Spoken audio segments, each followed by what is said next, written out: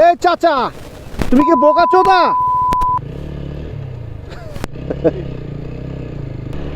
অবশেষে গাড়ি ধরে ফেলছে, সম্ভবত কোনো সমস্যা আছে। আচ্ছা যাই হোক, আর আমরা এতক্ষণ মানে প্রথম থেকে দেখাই না, কারণ হচ্ছে সব দেখানো শেষ, হানি ফ্লাইওভার শেষ। আর এখন আমরা একদম ড্যামরা স্টাফ কোয়ার্টার যেই এক্সপ্রেসটা সেটা ধরে আর কি আমরা চলে যাচ্ছি। হ্যাঁ, এই যে আমাদের প্রথম সেতু, এটা ড্যামরা স্টাফ কোয়ার্টার পার হওয়ার পর যে সেতুটার নামটা ভুলে গেছি, ওই সেতুটা। এটা এতদিন বন্ধ ছিল, কি একটা কারণে জানি 2 দিন নাকি 1 দিন বন্ধ রাখছিল।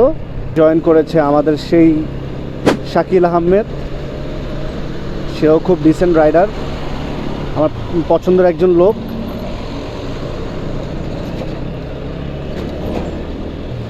উপর দিয়ে দেখা যাবে কিনা জানি না। এটা হচ্ছে শীতলক্ষ্যা নদী।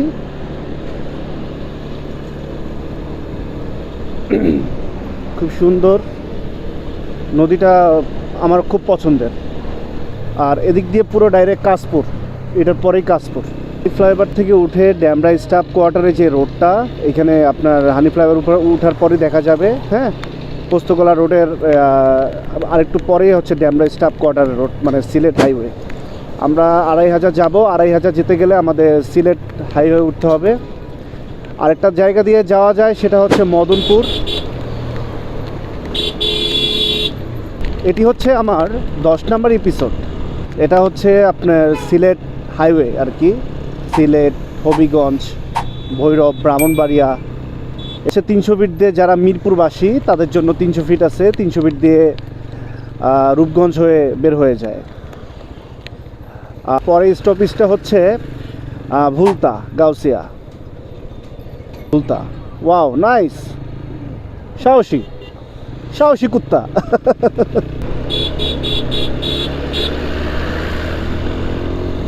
4B চালাইতেছি কচ্ছপের মতো, তাহলে কি হবে? হ্যাঁ, 4B চলবে হচ্ছে আলোর গতিতে। 4B যদি কচ্ছপের মতো চলে তাহলে কেমনি কি? মানসম্মান তো রাখলাম না 4Bর। যাই হোক ভাই, আমরা 4B চালাই। আমরা যদি কিছু খাইতে চাই, না করেন না, খাওয়েন ভাই। কোন সময় যে থাকি নাই ঠিক নাই।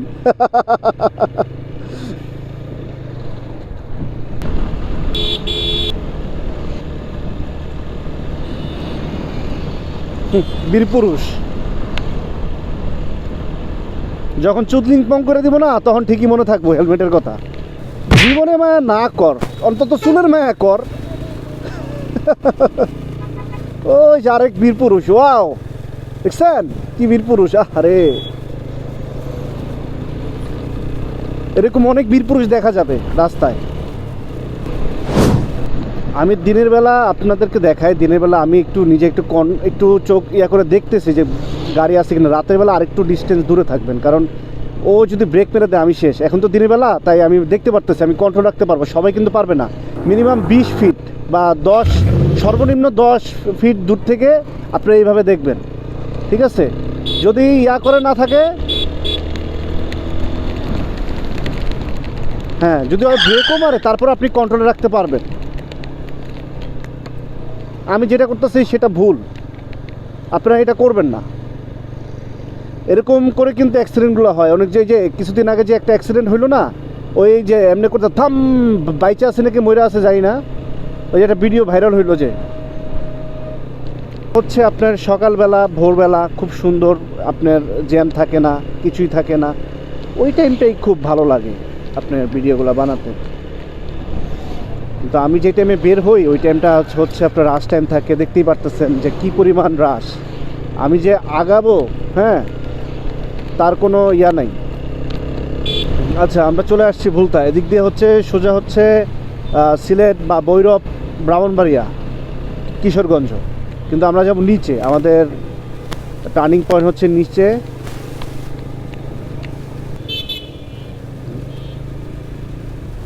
অবশেষে চলে গাউসিয়া।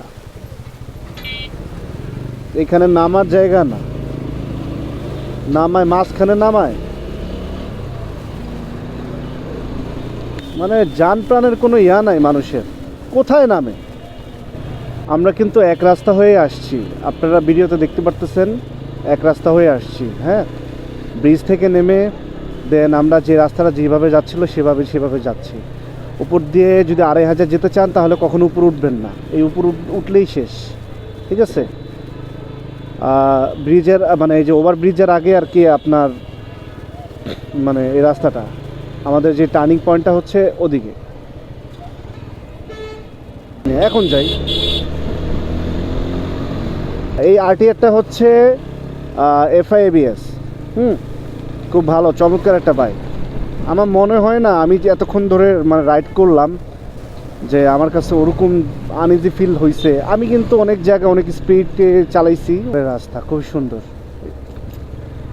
সামনের দিকে আরও বেশি সুন্দর। এখানে যাব 2500। হ্যাঁ, ওইখানে এত পরিমাণ ঠান্ডা, ও মাই গড। আজকে আপনার রেইনকোট ব্যাগ রেখে আসছি, আল্লাহ জানে ব্যাক করার সময় কি হবে বলতে পারি না।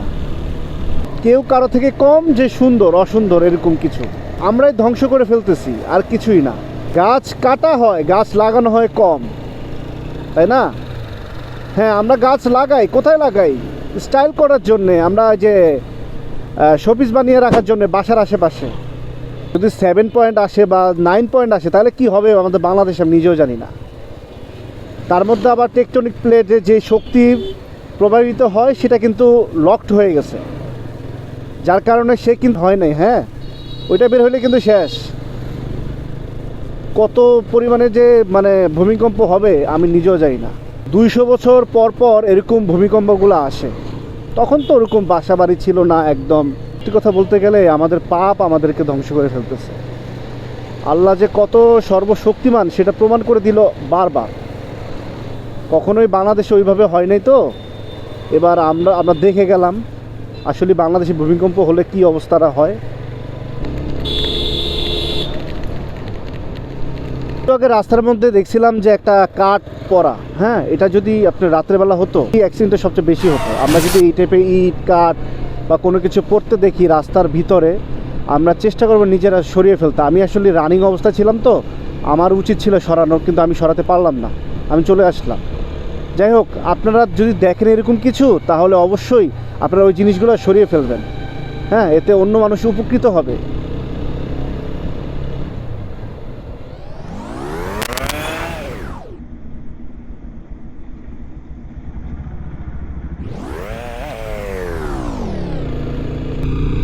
আড়াই হাজার আর হচ্ছে 3 কিলো দেখতে চলে আসছি। এখানেও একটা ফ্যাক্টরি আছে, দু একটা আছে এখানে ফ্যাক্টরি। তবে 2500-এর পর এত সুন্দর একটা ওয়েদার, ঠিক আছে, বলার বাইরে।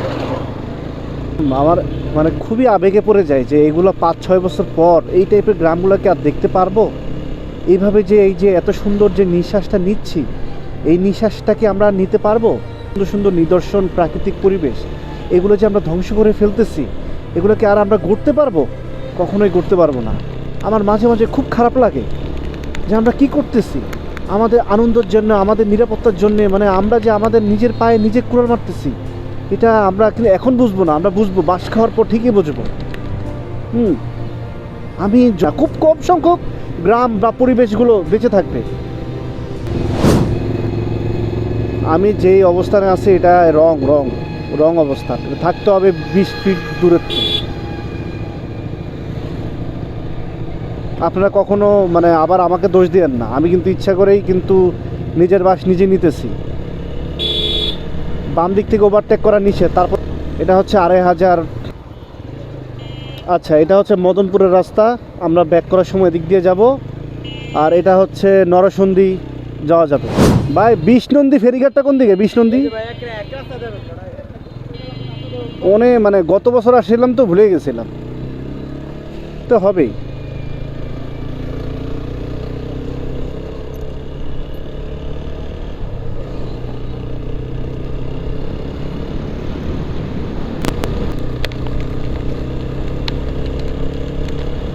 আর বেশিক্ষণ নেই, আর 12 কিলো আছে, জানি না কতক্ষণ লাগবে। অলরেডি 4:30 বাজে। তো চেয়েছিলাম সেটা হচ্ছে শাকিল, যে যার কথা বলি সবসময়, যে আমার সাথে সবসময় যায়, ট্যুর পার্টনার, ও জানুয়ারি মাসের 28 তারিখ সম্ভবত পর্তুগাল চলে যাবে। তো ওইটার জন্য আমার খুব খারাপ লাগতেছে যে এখন মানে ওর সাথে যতদিন আসি, এটা কোনো কথা? গাড়িটা কি ফেলাইলো, দেখা ফেলাবেন, দেখা। যতদিন আসি চেষ্টা করবো ওকে নিয়ে আমি ঘুরতে, যদিও আমি টাইম পাই না, ওইভাবে টাইম পাই না, তো চেষ্টা করব। কত সুন্দর পরিবেশ, ওয়াও নাইস, টার্নিংটা জোস।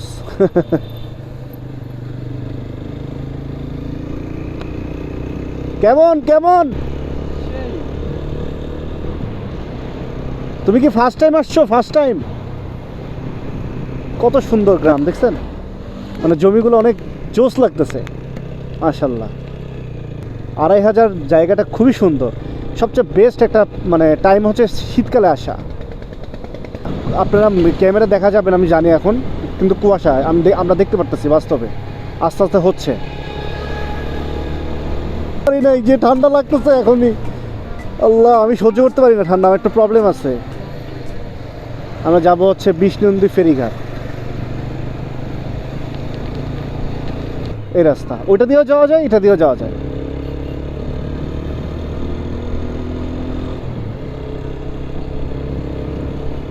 অমায়িক একটা জায়গা, খুবই ভালো লাগে আমার এই জায়গায়। আমি মানে অনেকবারই আসছি, মিথ্যা তো বলবো না, কিন্তু প্রায় 1 বছর হয়ে গেছে।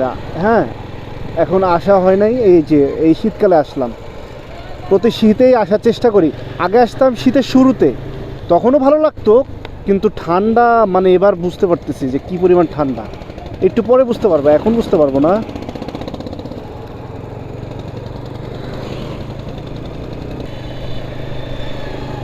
ওয়াও, ছাপড়িগিরি করলাম আর কি।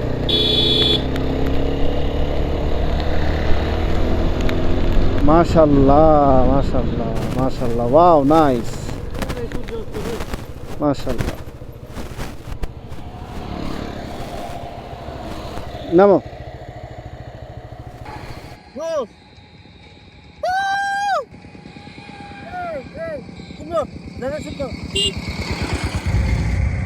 এখনো মানুষ কাছে সুন্দর, সুন্দর একটা দৃশ্য। এই যে আমাদের শাকিল। ওকে, আমরা গন্তব্যস্থলে চলে যাই। পিছনে দেখো কেউ না।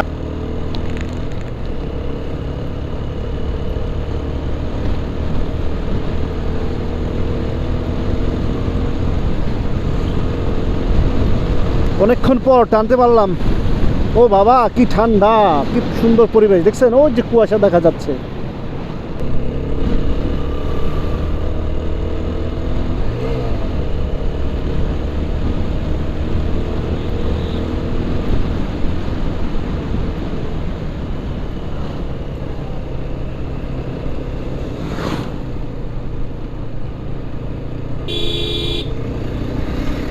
কুয়াশায় সম্ভবত নাকি।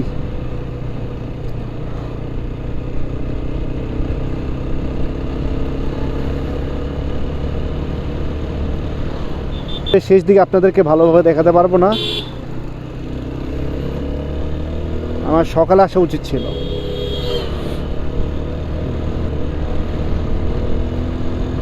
ও আমার দেশের মাটি, তোমার পরে ঠেকাই মাথা।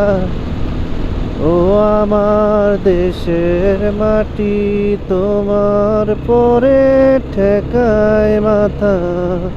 চলে আসলাম ফাইনালি বিষ্ণুনদী ফেরিঘাট। আমরা এদিকে যাব না, আমরা যাব এদিকে।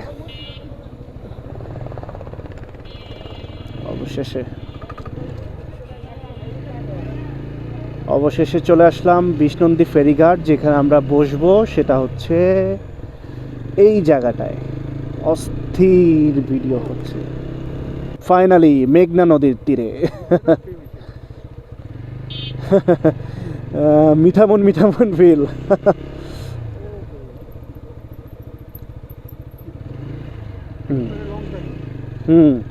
অবশেষে এইখানে তো রাস্তা, এখানে তো এগুলো ছিল না, এখানে রাস্তা ছিল এখানে মনে ভাই। প্যারিস গুলিস্তান প্যারিস গুলিস্তানের প্যারিসটা কিন্তু সেই রাস্তা কাটাকাটি হয়েছে বুঝছো রাস্তায়। তো ভালো থাকবেন, সুস্থ থাকবেন, আল্লাহ হাফেজ।